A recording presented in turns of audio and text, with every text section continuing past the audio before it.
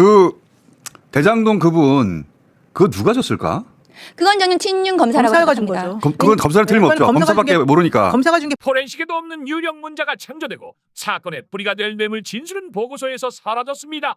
검찰이 이재명에게 죄를 씌우기 위해 언론에 가짜 시나리오까지 직접 건넸다는데 대체 이 조작의 끝은 어디까지일까요?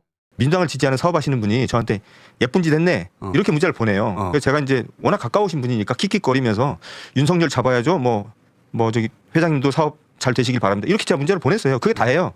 근데 나중에 이제 제 휴대폰 포렌식을 할 때 그분과의 주고받은 문자가 있을 거 아니에요. 근데 그래도 윤석열 잡아야죠는 있으니까 뭐 그 얘기를 했어요. 근데 나중에 제가 공판전 준비길이라고 기억나실 겁니다. 예, 거기에 나갔더니 느닷없이 제가 보냈다는 문자가 윤석열 잡아야죠 한 건 했습니다라고 보냈다는 거예요. 근데 저는 그날 들으면서 한 건 했습니다는 뭐지? 궁금했고 그래서 제가 이제 압수수색 그런 기억은 없는데. 네, 기억이 없어요. 그래서 제가 압수수색 당했다가 다시 돌려받은 휴대폰을 제가 그대로 가지고 있거든요. 지금도 제가 비행기 모드 걸어서 지금도 가지고 있어요. 손도 안 댔고 열어서 한번 봤어요. 그랬더니 없는 거예요. 한 건 했습니다. 그래서 제가 너무 답답해서 기사를 썼는데 아무 데서도 이걸 받아주질 않아요. 언론들이 너무 답답해서 제가 뉴스공장 SOS를 쳤잖아요. 저 좀 살려달라고. 네. 그래서 제가 여기 나와서 그래서 제가 한 30분 동안 막 울음을 토하고 얘기를 했었는데 없습니다. 그리고 그러니까 없는 문자를 있다고 지금 수사 보고서를 쓴 거예요. 예. 그랬는데 이제 그리고 나서도 제가 뭐 실수했겠지라고 생각을 했는데 나중에 이렇게 보니까 이 사람들이 수사 보고서를 만들었는데 그 수사 보고서에 제가 뉴스공장에 나와서 했던 말을 적어놓고 이런 문자가 있는데도 불구하고 없다고 지금 허위 주장을 온갖 곳 다니면서 한상진이 하고 있다. 얘 처벌할 때 양형에 참고해 주세요. 이렇게 써놨어요. 제가 이 수사 보고서를 딱 보고 나니까 이건 이제 허위 공문서를 만들어서 행사한 거잖아요. 이거는 용서할 수 없다. 그래서 이제 그거를 지금 왜 없는 걸 있다고 그래서 하긴 뭐 그분도 없는 걸 있다고 한 거지. 동아일보의 대장동 배당금 절반은 그분 것 네. 그거하고 똑같네. 똑같은 거네. 예, 어떻게 보면 뭐 비슷하죠. 예. 제가 이제 조만간 요 수사팀 전체에 대해서 요건 하나 가지고 되게 재밌을 것 같습니다. 저는 개인적으로 문자 딱 하나 가지고 검사들 한 10명쯤 고소하면 어떤 일이 벌어지는지 제가 한번 보고 싶어서 이제 준비하고 있습니다. 저 기사가 저는 온라인 기사인 줄 알았어요. 2021년 10월 9일자 일면 톱 기사더라고요. 일면 톱. 저거를 출처불명에 전해졌다 알려졌다 동아일보 취재를 종합하면 법조계에 따르면 소스가 어딘지 철저히 숨겨놨어요. 근데 저게 지금 생각해보면 저 기사가 좀 말이 안 되는 게 정영학 회계사가 녹음 파일을 들고 검찰청으로 자진 제출하잖아요. 네.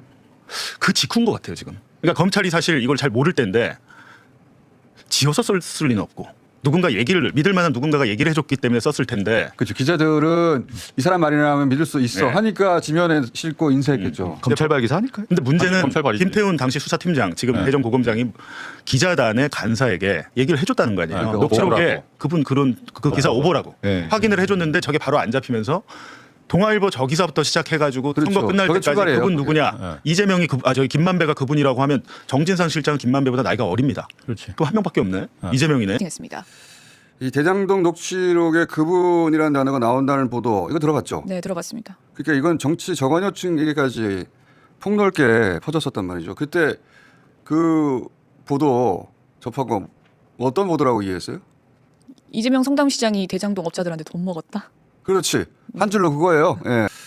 대장동 관련 뉴스는 당시 모든 언론이 다 썼는데 그중에서 민심에 가장 큰 그래서 대선에까지 영향을 미쳤다고 평가되는 기사가 이 동아일보의 김만배 청화동인 1호 배당금 잘못은 그분의 네. 기사예요. 이 기사 말고도 당시 관련 기사들이 많죠. 네, 많습니다. 유동규, 김만배 내 지분 늘려 이재명 측 지분 숨겼다 말해. 검찰, 이재명, 대장동 428억 뇌물 약속 승인 공소장 적시 등등의 기사들이 있었습니다. 근데 그 기사들 최근 청문회에서 밝혀진 사실들과 비교하면서 다시 읽어보잖아요. 네. 전부 예외 없이 검찰발 프레임, 특수부발 거짓말에 기반한 다 오보입니다. 오보. 오보입니다. 일부 언론사의 오보인 게 확인이 됐고 그리고 좀 전에 얘기한 뭐 김만배 씨가 내 지분을 늘려서 이재명 지분을 숨겨뒀다. 그런 말을 김만배 씨는 한 적이 없어요. 그리고 이재명 대장동 428억 뇌물 승인 한 적이 없어요. 있지도 않은 말을 만들어냈을 리가 있나. 네. 검찰이라고 생각하는 게 상식적이잖아요. 아예 있지도 않은 말을 만들어낸 겁니다. 이상 수사관 기자들이 뭐라고 소감 밝혔습니까? 그때. 사안을 객관적이고 공정하게 보려고 노력했다. 검찰이 불러주는 대로 언론이 받아쓰기 한다는 비판은 탁상 공론에 불과하다고 말했습니다. 탁상 공론은커녕 더 이상 분명할 수 없는 사례가 된 거예요. 불러주는 대로 쓴. 결과가 그렇지 않습니까? 네. 그때 기자들이 진짜 취재했던 것은 이재명이 아니라 윤석열이었어요. 2011년 윤석열 중수부 검사가 부산저축은행 수사 제대로 했으면 그 이후 이어지는 대장동 관련 비리들 50억 클럽이니 뭐니 아예 존재하지도 않는 겁니다. 예. 박영수 변호사는 윤석열 사수였어요. 검사 시절에. 네. 직속 상관이었다고. 그 박영수 변호사를 1억 5천 주고 변호인으로 썼더니 그냥 조사받으러 가서 커피 한 잔 먹고 나왔다. 그리고 사건이 끝났다. 청문회에서 이건 깔끔하게 정리가 됐단 말이죠. 최근에 결정적인 증거가 나왔습니다. 이강길이 법정에서 최근에 3월달에 증언을 합니다. 대검 중수부에서 조사받을 때 수사관에게 디베이트 준 사실을 답변했다고 이야기합니다. 그러자 중수부 수사관이 이강길에게 조유영 말은 빼고 확인서를 작성해달라 해서 조유영을 빼고 확인서를 작성해서 제출했다 합니다. 수수료를 줬다는 사실을 지금 진술을 하신 거예요. 수사 앞에서. 예, 면담 과정에서 그 얘기를 했습니다. 다만 확인서에도만 빼고 쓰셨다 이것입니다. 예. 자기 돈 줬다고 그랬는데 네. 검찰이 뇌물이잖아. 불법 대출의 결정적인 증거가 돈 준 사람이잖아요. 네. 그랬더니 수사관이 아니 그건 빼시고 그건 빼시고 그리고 그 돈을 받고 불법 대출 브로커 역할을 한 조호영 씨가 갔더니 그 커피 한 잔 마시고 가라고 했다는 거죠. 박길배 검사님으로 기억합니다. 그 당시에 대표이사였던 분과 부회장, 회장과의 관계에 대해서 물으셨습니다. 그때 이제 커피를 한 잔 얻어먹었던 기억이 있습니다. 그래서 그때 윤석열은 나는 커피 타준 적 없다. 커피 타준 적 없다면서 그런 주장 전체가 허위사실이냐 했거든요. 아니 커피는 박길배가 타준 거예요. 그러니까 윤석열이 안 타주고 윤석열 부하검사가 탔다는 겁니다. 부하검사가 타준 것을 자기는 안 타줬다고 아예 전체가 있지도 않은 것처럼 말한 거예요.